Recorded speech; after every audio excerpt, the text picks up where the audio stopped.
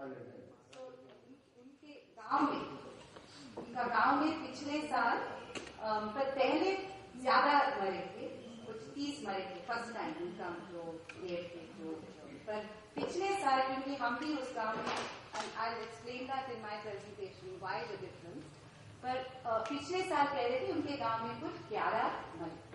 दूसरी चीज बता रहे थे कि जो अभी जो ये पहले उनके गांव में ये खेत में हर तरीके के फसल होते, जैसे व्हाट यू कॉल तिल और मूंगफली और मूंग के दाल और तुअर के दाल, मतलब कुछ 4-5 तरीके के फसल। पर अभी सिर्फ वो बीटी का एक वो कपास वो मिलती, और वो कह रहे कि अगर हमें बीज चाहिए तो बीज नहीं मिल रहा है, तो हम क्या करें? बल्कि वो लोग बोल रहे कि BT2 आप खरीदिए। अच्छा, नहीं, इसमें जैसे ये काश्तकार है तो उनके जैसे इनके रिलेशन में वगैरह और उनके पास भी ब्लेड होगा। ఇప్పుడు మీ దగ్గర మందులు ఒక గొర్రె మందు ఉంది, అట్లా మీ దగ్గర చాలా మంది దగ్గర గొర్రె మందులు ఉండొచ్చు కదా, మీ చుట్టాల దగ్గర కూడా గొర్రె మందులు ఉంటాయి। आपका क्या? तो इसमें इतनी बड़ी चीज है, एक बेड की कीमत तो कम से कम 2000 होगी। ఇప్పుడు మీ ఒక గొర్రె అమ్మాలి అంటే ఎంతలో అమ్ముతున్నారు? 2000 అది करेक्ट। एक बेड की कीमत 2000 है और भी इनके लोगों के पास होगा, इतना बड़ा एक है। तो ये साइंटिफिक के वैज्ञानिक की दृष्टि से वेटरनरी डॉक्टर आके इसका पूरा का पूरा अच्छा, वेरी गुड। और एक और चीज जो वो कह रहे थे, अगर वो बीमार बहुत हो जाते हैं तो वो मरने से पहले वो लोग भेजते हैं, तो ये भी तो नुकसान कितने मरे थोड़ा बहुत वहाँ पे मुश्किल है। Will keep in mind.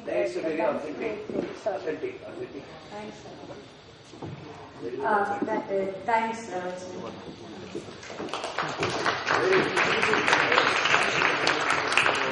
ये हमें लंच ब्रेक के लिए 1 बजे जरूर डाइनिंग हॉल में पहुंचना है। हमारे पास 30 मिनट है 2 प्रेजेंटेशन से। मैं रिक्वेस्ट करूंगी अमूल्य निधि जो इंदौर से आए हैं जन स्वास्थ्य अभियान से, और आशीष मंडल जो नर्मदा बचाओ आंदोलन से बजवानी से आए हैं। इन्होंने 2005 से लगातार ये एलर्जीज क्यों हो रहे हैं, थोड़ा एक एपिडेमियोलॉजिकल ढंग से सर्वे वहाँ उस एरिया में निमाड़ बैठने करके आए हैं। उनका जो फाइंडिंग्स है उसके बारे में हम सुनेंगे। 15 मिनट 20 मिनट है। ये माइक शायद ठीक से काम नहीं कर रहा है।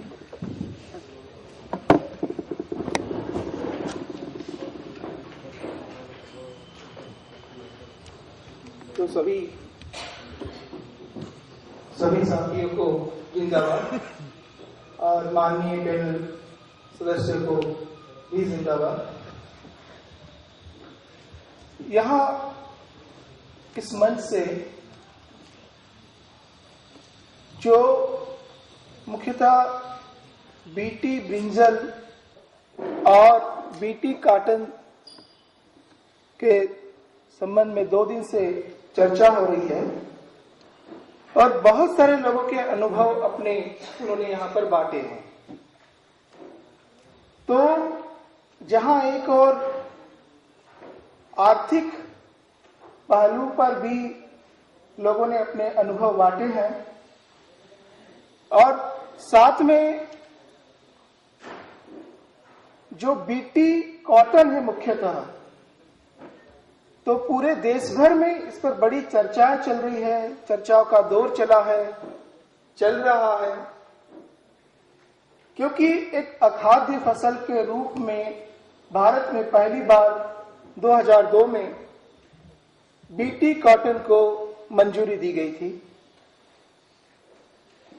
तो इस पर जो दावे करने वाले जो लोग हैं, मुख्यतः एक प्रकार से कंपनियों और उनके जो ठेकेदार जो लोग हैं वो दावा करते हैं कि उच्च गुणवत्ता, कम लागत और अधिक मुनाफा, ये उनका दावा है।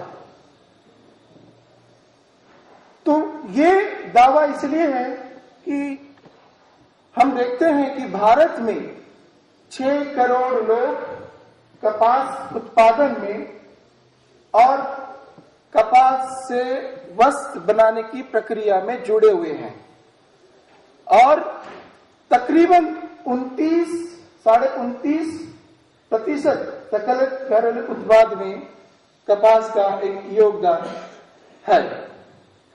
तो ये एक क्षेत्र ऐसा है जहां पर एक बहुत बड़ी मात्रा में व्यापारिक दृष्टिकोण के साथ ये सारी कंपनियां आई और बीज पर एकाधिकार करके ये कोशिश उनकी रही है कि ज्यादा से ज्यादा मुनाफा किया जाए और कंपनियां इसमें कामयाब भी रही है। वो बीज बेचने और उसकी रॉयल्टी पर मुख्यतः बहुत बड़ा मुनाफा उन्होंने किया है। लेकिन इन पूरे 7 सालों के अनुभव जिस प्रकार से सामने आए हैं, तो मुख्यतः यहाँ पर जो चर्चा हुई है कि स्वास्थ्य पर भी उसका एक असर हो रहा है और स्वास्थ्य पर असर हो रहा है। अधिकतर वक्ताओं ने अपनी बात कही कि मुख्यतः एलर्जिक जो समस्या है उनके सामने दिखने को मिली है।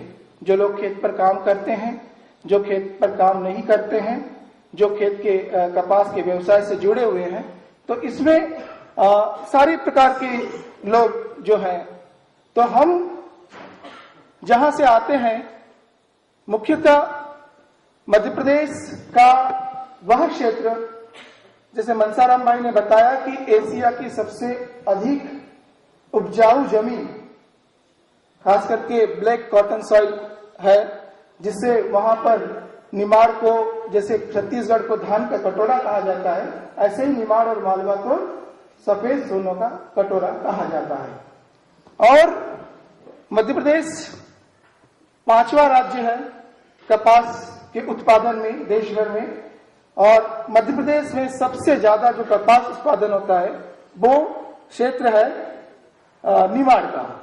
निमाड़ एक पूरा रीजन है, नर्मदा के किनारे पर जो मैदानी इलाका है उसको निमाड़ कहते हैं, और वहां जो कपास की खेती है बहुत ही अधिक मात्रा में होती है। तो जब 2002 में परमिशन दी गई तब से शुरुआत हुई और आज भी वहां पर बीटी कॉटन बोया जा रहा है। अब हमारे सामने जो सवाल आए 2004 और 5 के दरमियान आए थे, तो एक तो ये देखा गया कि 2004 में बीटी कॉटन की जो फसल थी उसमें सूखा रोग आया और बड़ी मात्रा में किसानों की 40% से 90% जो फसल जो थी वो सूख गई और कंपनी इसको मानने के लिए तैयार नहीं हुई। तो वहां पर नर्मदा बचाओ आंदोलन के जो एक पूरा संघर्ष जारी है। ऐसे ही हमारे कार्यकर्ता जो कृषि मंडी उपज के अध्यक्ष हैं, उन्होंने एक जन सुनवाई का आयोजन किया और उस जन सुनवाई में हमें बहुत सारे अनुभव किसानों से सुनने को मिले। एक तरफ अखबारों में जैसे आंध्र प्रदेश में बात कही जा रही है कि वहां पर भेड़ें मरी गई, तो निमाड़ में भी, खंडवा जिले में और खरगोन जिले में भैंसे, गाय, बैल और भेड़ भी मौतें हुई। ये सब पूरी तरह से एक प्रकार से खबरें आ रही थी और साथ में ही मैं खुद नर्मदा बचाओ आंदोलन से जुड़ा हूं, एक प्रभावित क्षेत्र से हूं, विस्थापित भी हूं और जो किसान परिवार से हूं। तो लोगों से लगातार संपर्क रहने पर वहां पर जो चीजें देखने को मिली कि लोगों में अलग अलग प्रकार के जो है इस प्रकार के प्रभाव देखने को हमें मिल रहे थे। तो तब फिर हमने सोचा कि क्यों न एक छोटा सा जो लोग प्रभावित है उन प्रभावितों के ऊपर एक सर्वेक्षण किया जाए।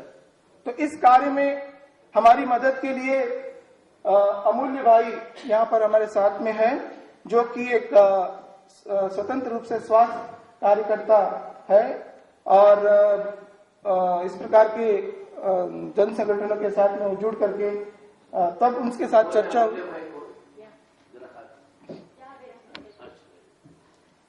तो ये सब चर्चा हुई, तब जाकर के हमने सोचा कि चलो भाई एक अध्ययन किया जाए कि भाई क्या है मामला। अध्ययन हमारा यही था कि एक 2005 में जो सबसे पहला हमारा अध्ययन हुआ था, उसमें मुख्य रूप से हम लोगों ने 23 केसेस जो कि मनसाराम भाई के गांव के थे और एक खापरखेड़ा विलेज जो भी धार जिले में ही आता है, वहां पर इस तरह के लक्षण पाए गए थे जो किसान खेत पर काम कर रहे थे कपास के इसमें।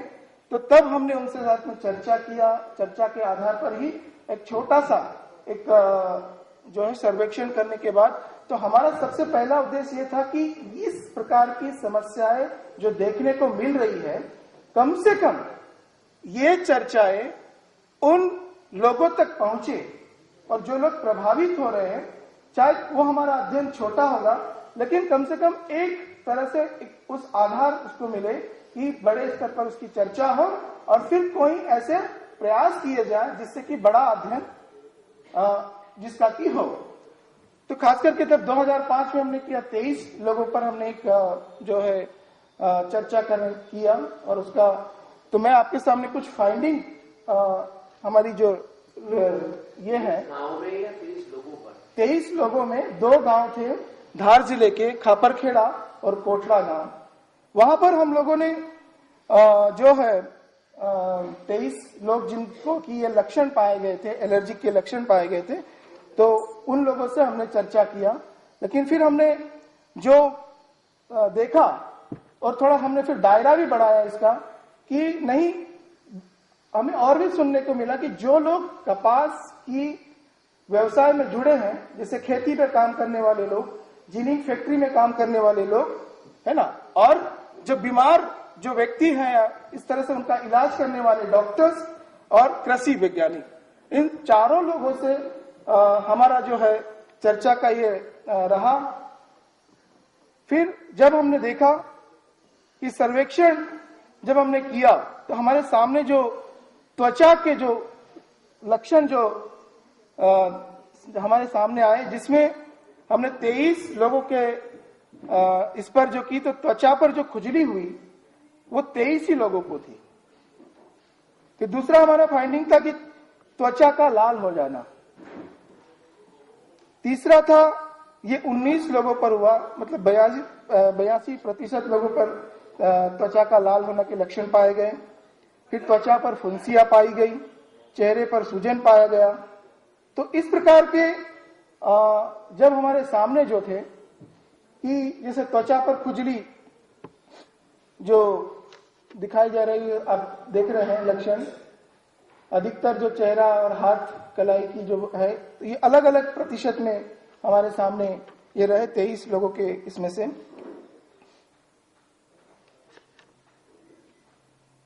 तो इस प्रकार के जब हमारे सामने ये सब चीजें आई तो फिर बाद में हमने एक पूरा जो एक सर्वेक्षण रिपोर्ट है, एक छोटा सा सर्वेक्षण रिपोर्ट, शायद स्वास्थ्य के मुद्दे पर एक पहला हो सकता है, बाकी और लोगों ने किया है जानकारी तो नहीं है, लेकिन एक छोटे से इसमें हमने बहुत कुछ ये बताने की कोशिश किया है कि बीटी ही क्या इसका कारण है ना।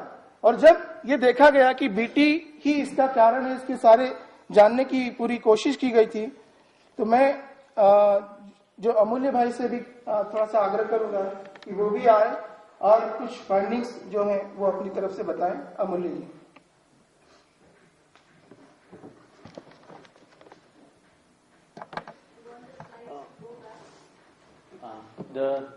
जो स्किन पे, जो त्वचा पे जिस तरह के लक्षण बताए, उस तरह के आंखों में जो लक्षण जो हम आपके सामने बता रहे हैं कि आंखों में भी इसी तरह से खुजली होना, आंखों का लाल होना, आंखों के नीचे सूजन आना, आंखों से पानी आना, इस तरीके के लक्षण हमें वहां दिखने लगे। और 47% लोग जो थे जिनमें आंखों में किसी न किसी प्रकार की लक्षण दिखने को मिले इस में। इसके बाद नेक्स्ट हमने बीमारी की गंभीरता का एक जो एवरेज निकाला, उसमें ज्यादातर लोग मध्यम और गंभीर रूप से बीमार थे। जो 23 लोग थे जिनका हमने विभिन्न माध्यमों से जो पूरा अध्ययन किया, उसमें हमें ये दिखा कि ज्यादातर लोग 43% लोग मध्यम और 43% लोग गंभीर, लगभग 85-86% लोग जो है मध्यम और गंभीर रूप से बीमार थे।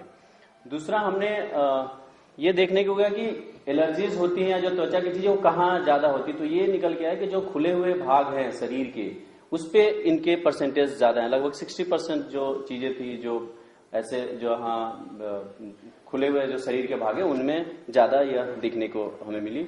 हमने कुछ नेक्स्ट लोगों के एक्चुअली उस समय के जो फोटोग्राफ्स थे और जो टेस्टिमनीज थे वो हमने कुछ डॉक्यूमेंट करने की कोशिश की, कहाँ एक्चुअली जो एलर्जीज हो जो आप देख सकते हैं।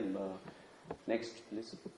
इस तरीके के स्पॉट्स जो देखे गए वहां जो पेशेंट थे उनके ऊपर। और फिर ये निकल के आया कि ज्यादातर जो एलर्जीज और इस तरीके की चीजें वो कहाँ होती, तो कपास के खेत में जब लोग काम करने जाते हैं उस समय ये ज्यादा देखने को मिला। और साथ साथ घर में भी जब लोग कपास रखते हैं उस समय अगर कपास के पीठ पे टेक के बैठ जाते तो उस समय भी एलर्जीज देखने को नजर आई। कपास चुनने के समय में ज्यादातर लोगों को 73% जो लोग थे उनको जब वो कपास चुनते थे उस समय में ज्यादा एलर्जीज के ऐसे सिम्टम्स निकल के आए। और जो सबसे महत्वपूर्ण जो हमने टाइम पीरियड का एक एनालाइज करके देखा कि किस समय में ज्यादा ऐसे चीज लक्षण दिखाई होते हैं, तो वो निकल गया जब कपास तोड़ते हैं लोग। जब कपास के शुरुआत में जो मई जून जुलाई का जब कपास बोते उस समय एलर्जीज और सिम्टम्स कम थे, लेकिन जब कपास जो तोड़ने का समय होता है उस समय ज्यादा इसके केसेज और उस समय ज्यादा रिलेवेंस जो हमें दिखा। जो हमारे लगभग 78% लोगों को जो एलर्जीज और ऐसे लक्षण दिखे थे उस समय में ज्यादा हुआ था, जो कि काफी इंपॉर्टेंट फाइंडिंग्स था। हम लोगों ने लोगों से सर्वे जानकारियां ली, उसके साथ साथ हम लोग उस एरिया में जो डॉक्टर्स थे, उस एरिया में जो जिनिंग फैक्ट्री के मालिक थे, उन लोगों से भी हमने उनके टेस्टिमोनीज लिए, उनसे बातचीत की।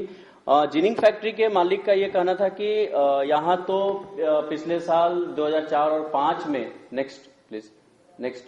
उनका ये कहना था उस समय तो हमें अपने जिनिंग फैक्ट्री में एविल की गोलियां रखनी पड़ती थी और मजदूरों को जैसे वो हम खाली करवाते थे ट्रक से उस समय हमें उनको एविल की गोलियां देनी पड़ती थी। ये उनके स्टेटमेंट्स थे 2000। और ये उन्होंने बोला कि 2004 से हमने रखना चालू किया, उसके पहले हम नहीं रखते थे।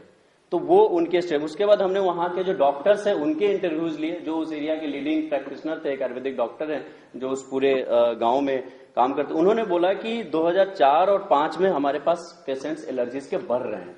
2004 में उनके पास 100 पेशेंट्स थे और 2005 में उनके पास 150 एलर्जीज के केसेस थे।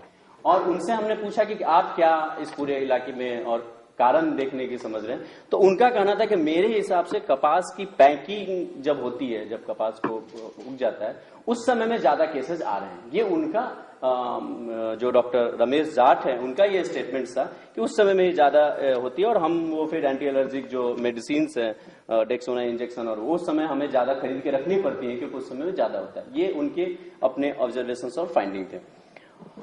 उसके बाद नेक्स्ट हमने बाकी जो उस एरिया के जो डॉक्टर्स हैं, 4-5 डॉक्टर्स हैं, उनसे भी हमने बातचीत की और उसमें हमने देखा कि लोगों के इलाज में खर्च कितने हो रहे हैं और लोग कितने दिन ट्रीटमेंट लिए हैं, वो फाइंडिंग्स में आप देख सकते हैं।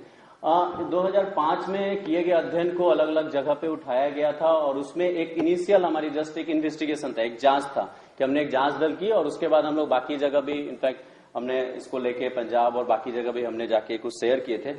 2007 में, क्योंकि 2005 में पब्लिक हियरिंग में हमने ये रखा था कि कोई डिटेल स्टडीज की जरूरत है और कोई एनी ग्रुप्स और any research groups can do this study, but वो नहीं होने के बाद जो 2007 में हमने दोबारा एक स्टडी किया और हमने 2007 में 2 बीटी के गांव जहां बीटी लगाए जाते थे और 2 ऐसे गांव जहां बीटी नहीं लगाई जाती थी उसका एक अध्ययन किया है। तो ये 3 जिले, बड़वानी के एक जिला और धार जिले का एक जिला जहां बीटी लगाया जाता था और झाबुआ में एक पेटलावत ब्लॉक में जहां बीटी नहीं लगाया गया था, वहां के 2 गांव हमने लिए थे। और उसमें हमने पूरे 9 महीना जो मई मंथ से लेके जनवरी तक का हमने पूरा एक डिटेल ऑब्जर्वेशन किया था और उन पूरी फैमिलीज का हम पूरे पीरियड्स को ऑब्जर्व करने की कोशिश कर रहे थे कि क्या एक्चुअली है। उसमें हमें निकल के आया कि जो 170 परिवार थे जहां बीटी लगाई जाती थी उनका सर्वे था और 229 परिवार थे जहां जो नॉन बीटी वाले गांव थे उनका सर्वेक्षण ये हुआ था। उसमें हमें ये देखने को आया कि 36% लोग जो बीटी वाले 2 गांव थे जहां बीटीज लगाई जाती थी, 36% लोग एलर्जी से प्रभावित हैं और जहां बीटी नहीं लगाई गई थी, नेक्स्ट स्लाइड प्लीज, वहां हमने देखा कि सिर्फ 6% लोग ऐसे सिम्टम से प्रभावित हैं। और ये एक जो हमारी पिछली 2005 की फाइंडिंग्स थे उसको हमने एक्चुअली ज्यादा गंभीरता से करने की कोशिश की। तो ये फाइंडिंग्स इस पूरे हमारे 2007 के जो फाइंडिंग्स है उसमें निकल के आए कि 6% जो जहां बीटी नहीं लगाएगा तो वहां ऐसे केसेस मिल रहे हैं, और 36% जो लोग हैं जो टोटल पॉपुलेशन हमने किया था उसमें बीटी के निकल के आए थे।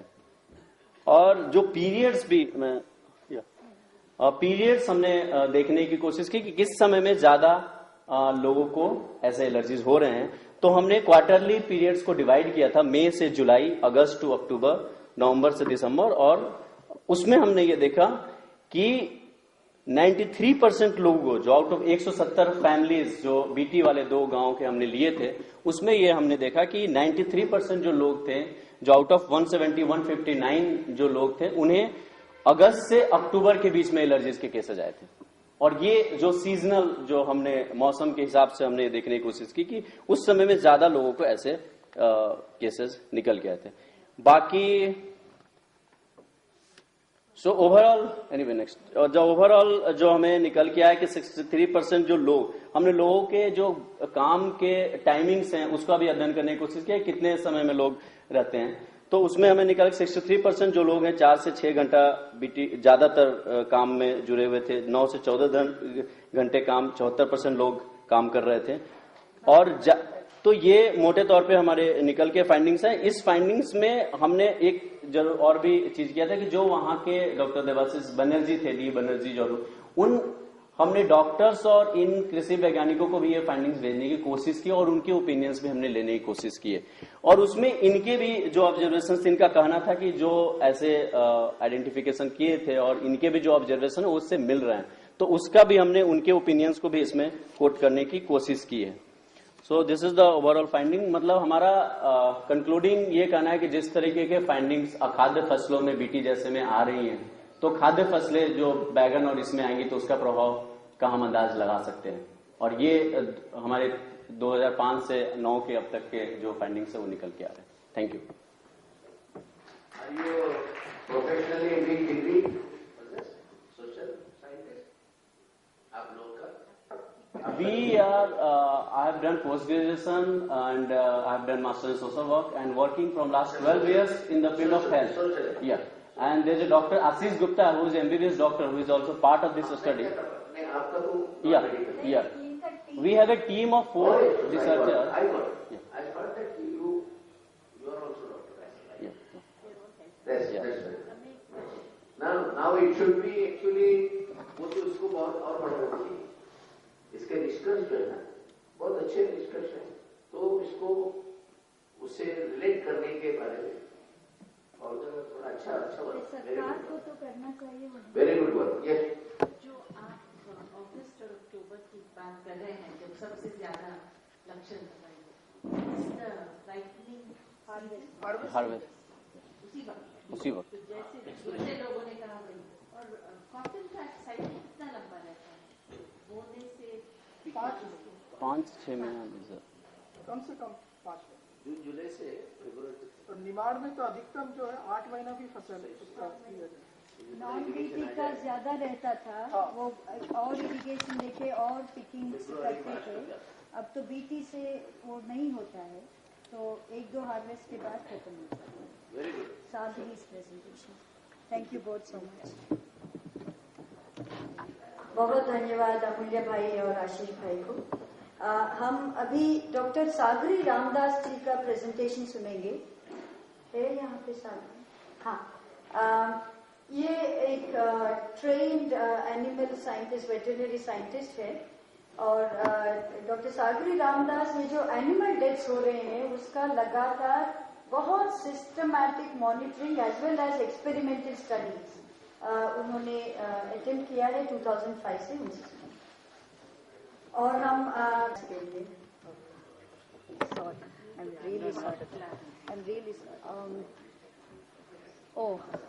Dharmendra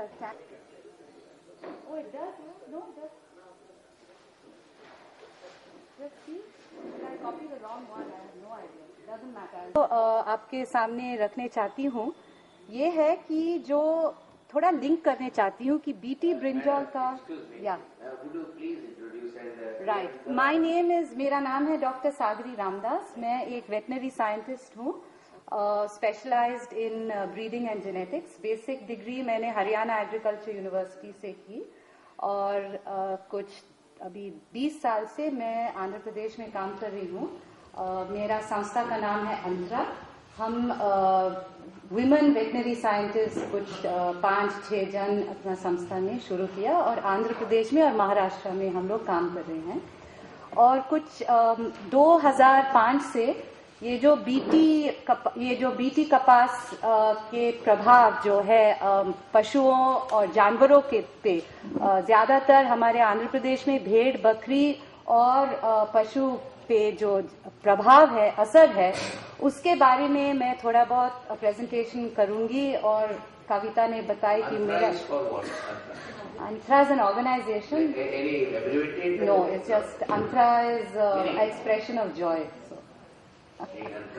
expression of Joy Hindustan. हाँ, और ये थोड़ा बहुत मैं लिंक करने चाहती हूँ कि EC2 जो एक्सपर्ट कमेटी रिपोर्ट ने बताया बीटी ब्रिंजॉल में, वहां पे क्रॉनिक टॉक्सिसिटी टेस्ट, मतलब जो बीटी ब्रिंजॉल के सेफ्टी के जो सेफ्टी टेस्ट वो लोग ने किए अब तक, वो सिर्फ अक्यूट टॉक्सिसिटी टेस्ट करवाए।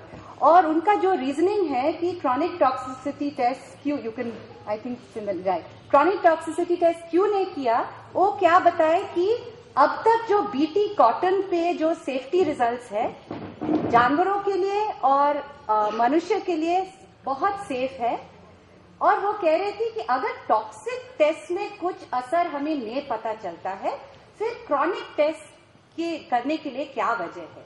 और तीसरी बात वो लोग कह रहे हैं कि जो टॉक्सिन है वो बहुत जल्दी से जल्दी पेट में, उसमें पेट का जो हम टॉक्सिन हम नेट मिल पा रहे हैं क्योंकि वो जल्दी से जल्दी उसका डाइजेशन हो जाता है। Can you move to the next. दूसरी बात जियाक ने बताया कि जो, क्योंकि हम 5 सालों से हम लोग जियाक के क्या कहते हैं उसके नॉकिंग ऑन द डोर्स कि आप कुछ किए, क्योंकि हम लोग के यहाँ फील्ड के ऑब्जर्वेशंस है कि आपको कुछ इन्वेस्टिगेशन करना है।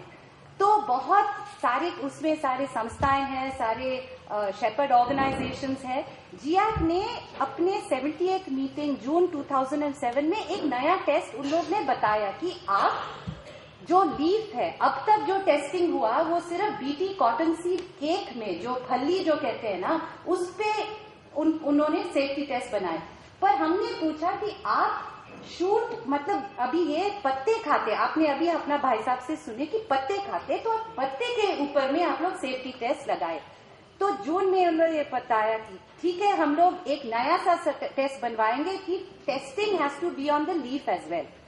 फिर एकदम से एक साल भी नहीं हुआ, बाय जनवरी 2008 जियाक ने एक निर्णय लिया कि हमको इस तरीके से नए टेस्टिंग वेस्टिंग हमको जरूरत नहीं है, पत्ते के ऊपर में हमें टेस्टिंग नहीं करवाना है। और क्योंकि उनका वजह क्या था, जो भी अब तक भेड़ मरावट हो रहा है या मरण हो रहा है वो सब नॉट सब्सटैंशिएटेड, कि उसमें कुछ ट्रूथ नहीं है, वो सारे बकवास चीजें हैं। और इसलिए हमें ये नए टेस्ट, हम वापस उसको रिवर्स देयर डिसीजन। और तीसरी बात जियाक ने बताया कि जो नए गाइडलाइंस है, रेगुलेशन के गाइडलाइंस है, उसमें इस तरीके से टेस्टिंग होने के लिए मंजूर नहीं है, इसलिए हम लोग बीटे ब्रिंजॉल में भी क्रॉनिक टेस्ट नहीं करेंगे।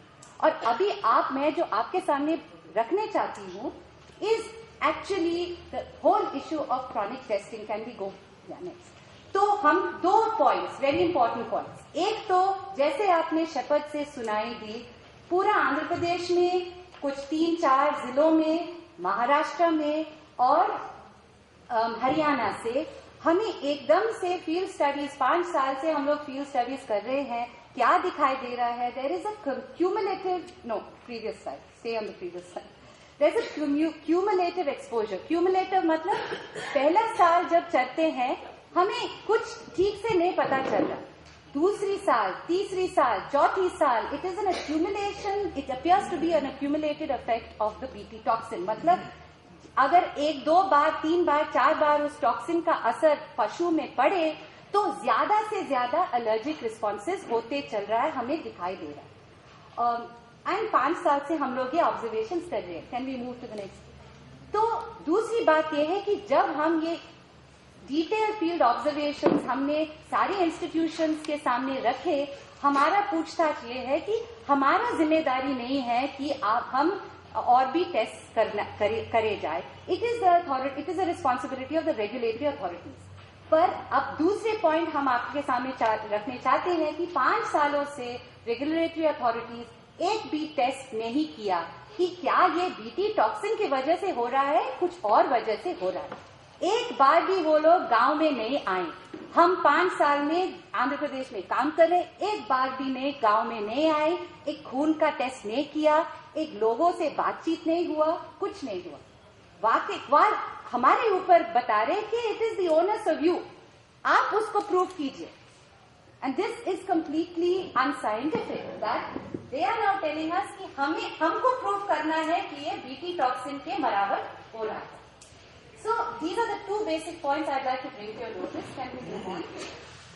5 साल से हमें जो दिखाई दे रहा है, जो पहले 3 सालों है, अभी भेड़ों के बीमारियों में, हर बीमारी में there are similar symptoms.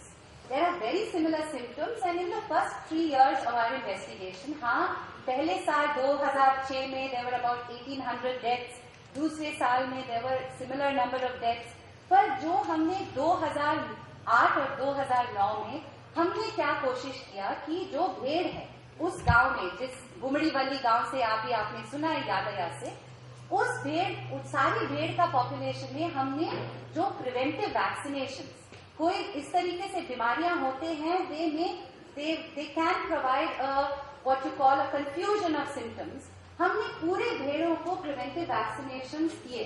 3 प्रकार के वैक्सीनेशन है, एक तो पीपीआर है, दूसरे हेमोरेजिक सेप्टिसीमिया है, तीसरी एंटेरोटॉक्सीमिया।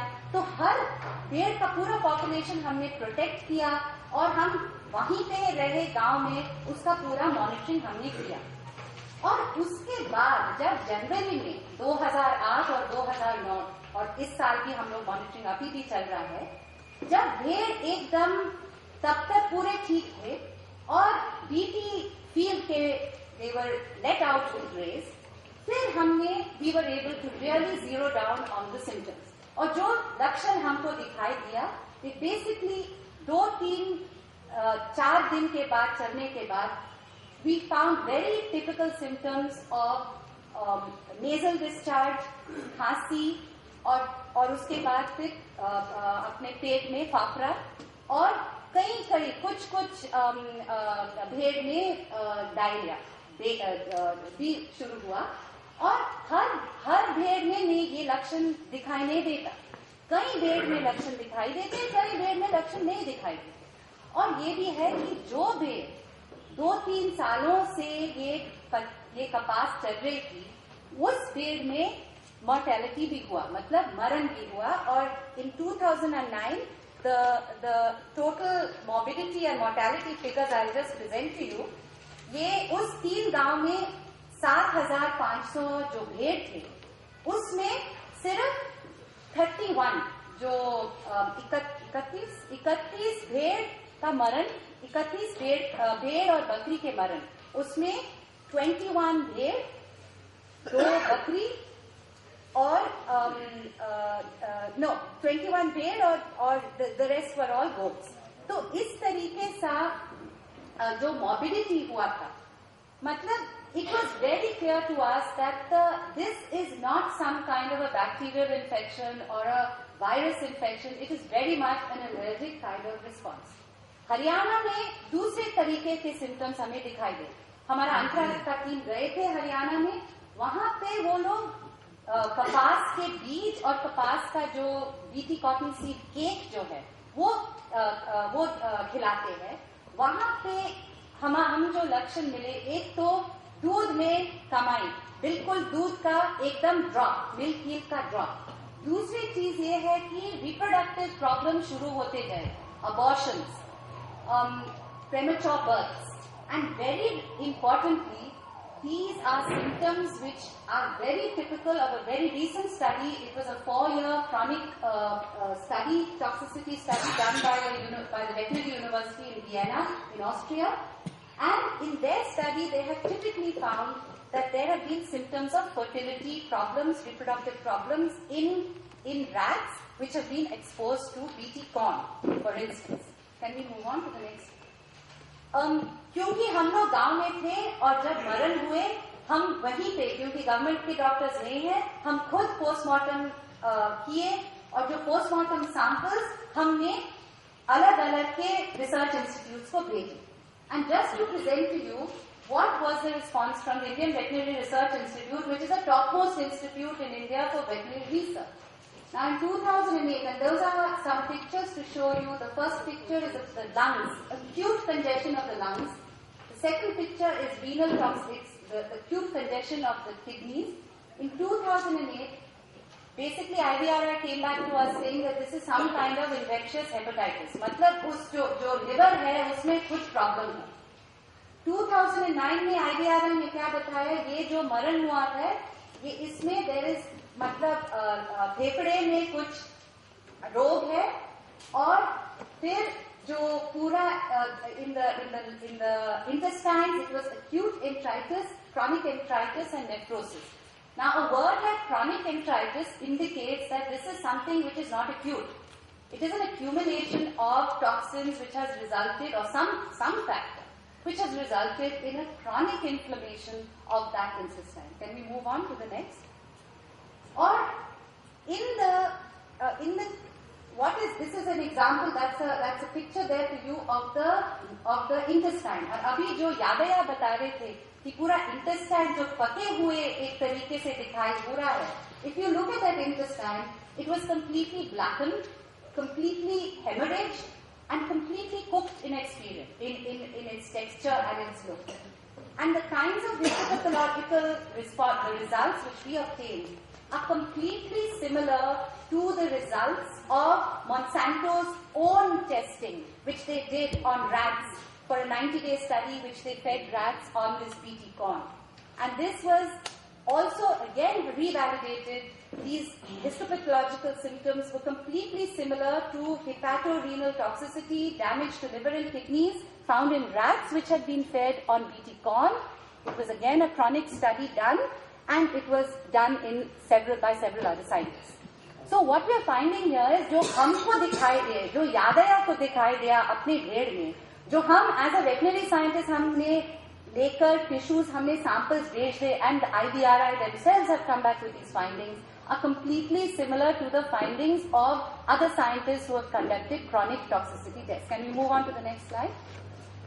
पृथ्वीराज चौहान ने एक लेटर भेजे पूरा देश को, डॉक्टर रामदास जो the former health minister, and in Prithviraj Chauhan's letter he very proudly states that all the tests done so far have proved conclusively that it is not due to BT toxin. जो मर रहे हैं वो BT toxin से वजह नहीं हो रहा. I want to just present before